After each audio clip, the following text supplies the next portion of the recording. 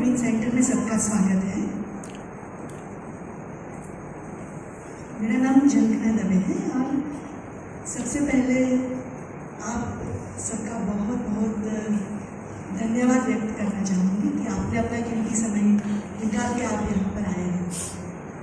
So basically ये जो conference है आपको आपकी टीम में PR भी हमने रखा है, तो आप वो भी पढ़ के रेफर कर सकते हैं।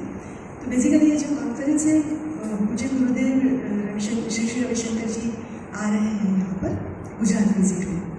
तो दिवाली के 4 दिन 10 नवंबर टू 14 नवंबर वो यहाँ पर वासद आश्रम में है। तो इसलिए सबको ये सूचित भी करना है और इन्विटेशन भी देना है। आर्ट ऑफ लिविंग ऑर्गेनाइजेशन के बारे में भी थोड़ा कुछ बताना है आपको। तो आशा है कि आप सब उसके लिए समय निकाला ही है, तो आप यहाँ पर हमारे साथ बहुत ही senior Art of Living faculty हैं, बहुत ही सीनियर फैकल्टीज हैं।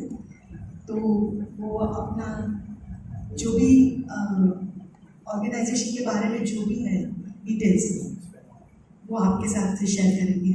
और आप कुछ भी कोई क्वेश्चन है तो फिर आप बता सकते हैं। So once again welcome and thank you so much. We have friends who are not very much good with Gujarati. So क्या करेंगे? Language Hindi is okay, Hindi is okay. So thank you so much. Now मैं सबसे पहले introduce करना चाहूँगी हमारे शैलजा दीदी। शैलजा दीदी हमारे ऑर्गेनाइजेशन में अभी जो गुजरात के सारे जितने आर्ट ऑफ लिविंग टीचर्स हैं, बहुत सारे आर्ट ऑफ लिविंग के कोर्सेज चल रहे हैं, तो जो उसके बहुत सारे टीचर्स हैं यहाँ पर 2500-3000 के आसपास। तो दीदी is heading the all teachers, so she is head of teachers desk, so she is the state teachers coordinator and very senior teacher. She teaches basic courses, advanced courses, and she has been with Gurudev since so many years. खुद एक artist भी है भरतनाट्यम के, बहुत ही बढ़िया artist है। और जब आश्रम में जब पहले नवरात्रि के समय पे जब देवी पूजा हुआ करती थी, तब दीदी used to dance and do puja. So she is very good artist. तो वो डांसिस के भी श्री नाट्य करके हमारा कोर्स है, वो भी वो सिखाती है। तो मैं सबसे पहले शैलजा दीदी को इन्वाइट करूँगी कि कुछ बात करें। नमस्ते, आप सबका स्वागत है। काफ़ी सारा आप जानते हैं संस्कार के बारे में, फिर भी मैं थोड़ा सा पृष्ठभूमि बता देती हूँ। ये आर्ट ऑफ लिविंग संस्कार पूज्य गुरुदेव श्री श्री रविशंकर जी से जुड़े और वही उनकी संस्थापक भी हैं। 180 देश में उसका व्याप है और मुख्य 2 प्रवृत्तियाँ संस्था से चलती है। एक है शैक्षणिक और दूसरी है सेवा की।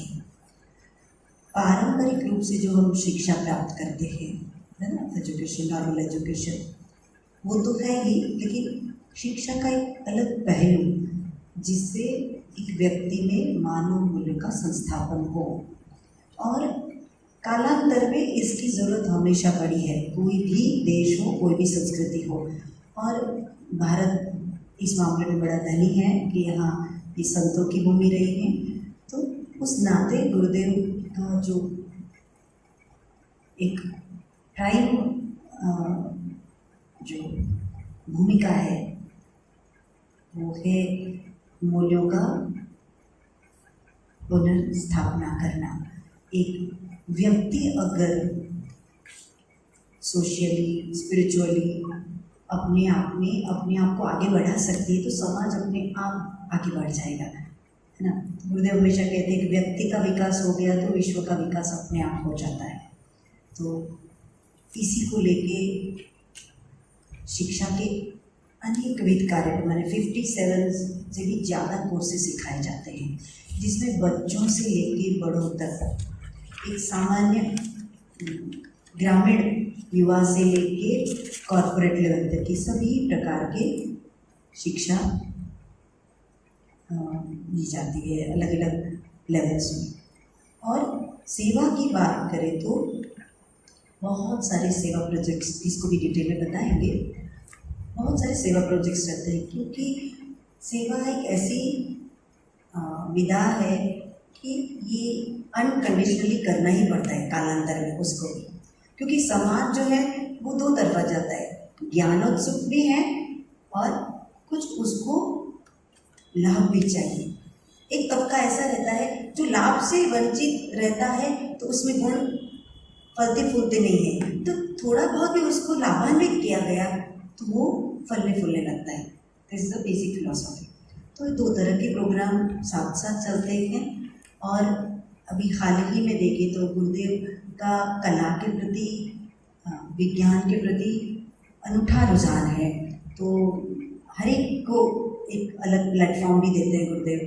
हाल ही में अभी WCF हुआ है ना, तो उसमें अमेरिका में 37 लाख लोग 3 दिन में उस जगह को विजिट किया और 18,000 से ज़्यादा। All are very intellectual people, but we thought कि what our organisation is doing, हम क्या कर रहे हैं, वो सिर्फ आप तक पहुँचे, इसलिए ये थोड़ा सा सेशन रखा है जिससे आपको डिटेल में पता चले कि आर्ट ऑफ लिविंग क्या कर रही है एक्चुअली। सो उमेश भैया भी बहुत ही सीनियर टीचर हैं, सीनियर कोर्सेज लेते हैं और अपना पूरा जीवन, बेसिकली बिजनेसमैन है पर पूरा जीवन सेवा में दे दिया है। गुरुदेव के साथ भी बहुत रहे हैं। तो भैया को मैं रिक्वेस्ट करूँगी कि आर्ट ऑफ लिविंग के जो सेवा प्रोजेक्ट्स हैं, actually what is the impact of art of living, क्या कर रहा है सेवा के फील्ड में, तो मैं भैया को रिक्वेस्ट करूँगी कि भैया बताएंगे briefly, we won't take your much time. बनाए इसके लिए the essence of this organization is to uplift the mankind. उसके लिए जो भी कर सकते हैं वो कैसे करें, है ना। तो जैसे एक सेगमेंट बता दिया कि लोग के जीवन में शांति लाए सुदर्शन क्रिया के द्वारा, शांति तो आ गई पर उसके साथ साथ बाकी चीज़ें भी ठीक करना पड़ेगा कि नहीं। तो जैसे नदियाँ सूख गई है बहुत, तो भी रिसेंटली पिछले 4-5 साल में महाराष्ट्र, कर्नाटक, केरला, है ना, उस 4 स्टेट के अंदर करीबन नदी को पुनर्जीवित किया, 70 रिवर्स को पुनर्जीवित किया। उससे 90,400 विलेजेस को बेनिफिट मिला, अराउंड 3.5 करोड़ लोगों को बेनिफिट मिला। 25 करोड़ लीटर पानी का जो हर साल का जो स्टोरेज था वो बढ़ गया। तो ये फायदा हुआ। दूसरा, हम सबको पता है कि अभी केमिकल यूज करने से खाना कैसा हो रहा है, तो हम सबको पता है कितने नुकसान है। तो अभी केमिकल फ्री फार्मिंग भी आर्ट ऑफ लिविंग करा रहा है। उसमें 22 लाख फार्मर्स को ट्रेनिंग दिया गया है, कैसे जीरो बजट, एक भी केमिकल डाले बिना, और अपने आश्रम के पास भी जो खेत है वहां पर भी अपने खुद के किचन में वो ऑर्गेनिक खाना ही आता है पूरा बन के, है ना, बहुत स्वादिष्ट होता है वो। तो वो एकदम केमिकल फ्री फार्मिंग भी शुरू किया है। इसके साथ साथ अब जो बच्चे हैं छोटे छोटे गरीब, जहाँ पे एक्सेस नहीं है, बस भी नहीं जाता है, ऐसे पूरे इंडिया के अंदर करीबन 450 से ज़्यादा स्कूल हैं और उसमें करीबन 50,000 से ज़्यादा बच्चे पढ़ाई कर रहे हैं। उनको सब कुछ फ्री है, एजुकेशन से लेके मेडिकल से लेके जहाँ जरूरत है वहाँ ट्रांसपोर्टेशन भी फ्री है, ताकि उनको एक ह्यूमन वैल्यूज दिया जाता है एजुकेशन के साथ साथ उनके अंदर। ऐसे जो ब्राह्मण बच्चे हैं उनके लिए अपने गुरुकुल बनाए हैं बैंगलोर आश्रम के अंदर। 12 इयर्स का स्टडीज होता है और पूरा ऐसा लगे जैसे हम कोई दूसरे युग में चले गए। अगर आप वो जहाँ विजिट करो तो वहाँ जहाँ बच्चे पढ़ते हैं, सुबह 4 बजे उठ जाते हैं, ठंडे पानी से स्नान करना 12 महीने, जूते के बिना चलना, और एक्चुअल जो मंत्रोच्चार का इतना पावर होता है ना, वो आप महसूस करोगे जब वो बच्चे करते हैं ना मंत्रोच्चार। मंत्र हमेशा से पावरफुल रहा है, पर मंत्रोच्चार करने वाला अगर तंबाकू खाता हो, या मंत्रोच्चार करने वाला अगर है ना उनका मन का स्थिति ठीक नहीं हो, तो मंत्र का असर कम होता है। पर यहाँ पे बच्चे को हर तरह से एक सिस्टमेटिक वे में ग्रो किया जाता है। तो वो जब मंत्रोच्चार करता है, सीधा मैं कहूँगा ना तीर की तरह लगता है वो मंत्र। रुद्र पूजा में बैठते तो ऐसा लगता है वाह, मन का स्थिति तुरंत अपने आप ध्यान रखने लगता है। जो कभी जीवन में ध्यान नहीं किया होता है, उसका भी वो पावर इतना है। और ये हमारे ऋषि मुनि, हमारी पुरानी परंपरा इसको देखे गए हैं, उसको भी पुनर्जीवित किया है, उसको भी वापस से लाया है। इतने सारे सेवा प्रोजेक्ट्स हैं जहां भी कॉन्फ्लिक्ट होता है, जैसे रसिया यूक्रेन वॉर हुआ, तो उसके बॉर्डर पे अपने जितने भी आश्रम या डिवोटी के घर थे, तो स्टूडेंट्स के लिए बड़ा मुश्किल होता था कि कहाँ जाए, कैसे करें, कहाँ खाना खाए। तो ऐसे करीबन 6000 स्टूडेंट्स को बॉर्डरिंग है ना जगह पे उनको आश्रय दिया गया, भोजन दिया गया, और उसका कोई चार्ज नहीं था। और ट्रॉमा में थे तो उनको वो भी सुदर्शन क्रिया करवा के उनको शांत करवाया गया। अक्रॉस द वर्ल्ड कहीं भी कॉन्फ्लिक्ट होता है दो कंट्री के बीच में, तो भी गुरुदेव इज ऑलवेज इनवाइटेड कि वहां पे आके करिए। राम जन्मभूमि के लिए हम सबको पता ही है, बताने का जरूरत नहीं। गुरुदेव was one of the panelist, मध्यस्थी थे। तो ये भी एक सेवा का कार्य है, समाज के अंदर एक शांति बना रहे, है ना। तो सुदर्शन क्रिया के द्वारा तो होता ही है। ऐसे हजारों सेवा प्रोजेक्ट्स, अगर वो लिस्ट उसको देखो, टाइप भी करोगे ना गूगल, तो बहुत मिल जाए, क्योंकि अभी इतना समय नहीं बताने के लिए। हर फील्ड के अंदर, जो फील्ड आप बोलो, एजुकेशन सेक्टर बोलो, फार्मिंग बोलो, पढ़ाई में जो भी बोलो, आप सब जगह पे आर्ट ऑफ लिविंग और बड़े पैमाने पे भी काम किया है ना। तो इनमेट्स के अंदर, जेल्स के अंदर प्रिजन स्मार्ट प्रोग्राम्स है। 56 कंट्रीज के अंदर 8 लाख इनमेट्स तक पहुंच चुके हैं अभी तक। तो उनके अंदर अच्छा बदले की भावना चली जाती है। बाकी कुछ भी करने से वो जो कैदी के मन का स्थिति जो होता है ना, बदले की भावना, वो जब तक नहीं जाएगी तब तक क्राइम खत्म नहीं होगा।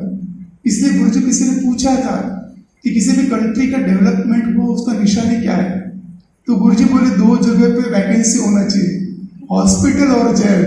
अगर वहां पे वैकेंसी है तो मतलब डेवलपमेंट हुआ है, बाकी कोई पैरामीटर नहीं, है ना। तो ये काम करता है कि वो रिवेंज की भावना खत्म करता है सुदर्शन क्रिया से। क्योंकि मैं खुद भी सिखाया, सबने सिखाया, हम सब ने, तो लोग का यही एक्सपीरियंस होता है जनरल कि गुरुजी पहले क्यों नहीं मिले, शायद हम ये गुनाह नहीं करते। इतना बड़ा ट्रांसफॉर्मेशन। मैं बिहार में था तो नक्सलाइट्स को कोर्स सिखाते थे, तो वो पर्स रखते ऐसे, वो राइफल रख के कोर्स में बैठते थे वो। तो किसी ने 200 मर्डर किए हैं, किसी ने 250 मर्डर किए हैं, तो उनके आईबॉल्स जो है अपने कैसे लाइव है, वो वाइट ऐसे लगे जैसे दीवार से बात कर रहे हो, ऐसा लगता है।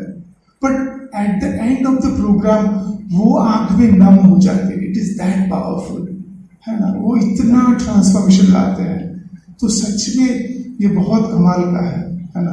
तो सेवा प्रोजेक्ट्स में हर तरह से, अच्छा लेडीज गांव के अंदर जो गरीब है उनको मेंस्ट्रुअल हाइजीन के लिए भी अपने प्रोजेक्ट पवित्र चलता है। 5900 ट्रेनर्स है इंडिया के अलावा, श्रीलंका, अफ्रीका, इजिप्ट, सभी कंट्रीज के अंदर इसको फ्री ऑफ कॉस्ट सिखाते हैं। और जहां जहां व्यवस्था होती है वहां सैनिटरी पैड्स भी फ्री में दिए जाते हैं सारी गर्ल्स को। तो हर तरह से आप कोई भी फील्ड बोलो, say yes we are into it. और सच में हाँ हिंदी रेडी मैडम, आपका नाम और परिचय दीजिए। हाँ जी, मैं शैलजा शुक्ल अहमदाबाद से, और मैं आर्ट ऑफ लिविंग संस्था से करीबन 27 साल से जुड़ी हुई हूँ, और मैं सभी प्रकार के कोर्सेज सिखाती हूँ। और फिलहाल मैं स्टेट टीचर कोऑर्डिनेटर हूँ, गुजरात की स्टेट टीचर कोऑर्डिनेटर हूँ। अभी हम इकट्ठे हुए हैं, गुरुदेव का आगमन हो रहा है दिवाली के पर्व पर।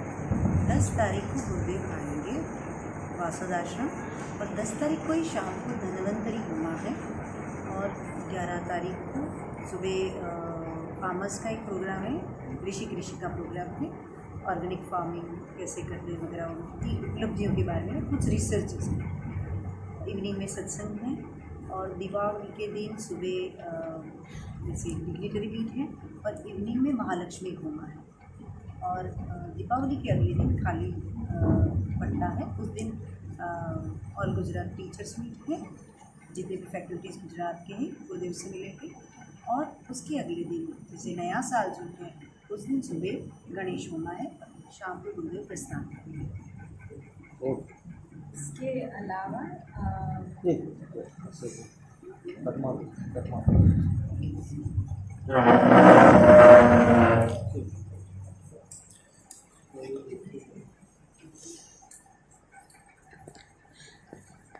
इसके अलावा समाज के ये जो होमा होंगे वो तो बहुत ही अच्छे वाइब्रेशन और मंत्रों के द्वारा फैलेगा ही। एक दिन सुबह गुरुदेव जो कृषि मंत्रालय है और जो फार्मर्स हैं हमारे गुजरात के, उनके साथ स्पेशल उन्होंने 2 घंटे का समय दिया है, जिससे उनके जो समस्याएं हैं वो सुने और उनका हल ला सकें और उनको ये एनकरेज करें कि जो केमिकल फ्री फार्मिंग है वो रसायन मुक्त खेती जिनको बोलते हैं वो करें। तो ये 2 घंटा उनके साथ मिलेंगे गुरुदेव समाज के लिए। और एक दूसरा बहुत अच्छा इंटेलेक्चुअल्स के लिए प्रोग्राम है जो बुद्धिजीवी वर्ग है हमारे समाज का, उनके लिए एक ज्ञान गंगा करके प्रोग्राम है। तो वो 2 घंटे गुरुदेव सब बुद्धिजीवी लोगों से मिलेंगे और उसमें ज्ञान चर्चा होगी। तो हमारे समाज में ये दोनों वर्ग ऐसे हैं, एक हम फार्मर्स और एक इंटेलेक्चुअल, ये दोनों वर्गों को अगर संभाल लें तो मुझे लगता है समाज में बहुत कुछ अच्छा काम हो सकता है समाज का। मास्टरी है उनकी खुद की। तो भैया से मैं रिक्वेस्ट करूंगी कि वो योग क्यों, हमें पता तो है कि योग करना चाहिए पर करते नहीं है अक्सर, तो क्यों योग उपयोगी है और ध्यान का अनुभव भी मैं भैया से रिक्वेस्ट करूंगी कि हमें एक छोटा सा ध्यान का भी अनुभव कराए। तो ओवर टू तुषार भैया। थैंक यू, धन्यवाद जी। तो योग हम सबको पता ही है योग के बारे में। योग क्या है? Union of body, breath and mind, शरीर, सांस और मन का एक हो जाना। हम कुछ भी काम करते हैं तो शरीर वहाँ होता है, यस, अभी सब बैठे हैं यहाँ पे, शरीर यहाँ पर है, सबका यहाँ पर है, शरीर है, सांस यहाँ पर है, सांस है ना, सबकी सांसें हैं, रिदम में है, शायद हाँ शायद ना। तीसरा मन यहाँ पर है, शायद हाँ या फिर हाईटी तक पहुंच गया है या किसी और कॉन्फ्रेंस तक पहुंच गया है। तो ये तीनों एक साथ नहीं होते। अब ज्यादातर देखो तो तीनों का साथ होना एक रेयर कॉम्बिनेशन, शरीर, सांस और मन तीनों एक साथ हो जाए। और योग एक ऐसा माध्यम है जिससे ये तीनों एक साथ हो सकते हैं। तभी शरीर गहरे विश्राम का अनुभव करता है, मन गहरे विश्राम का अनुभव करता है।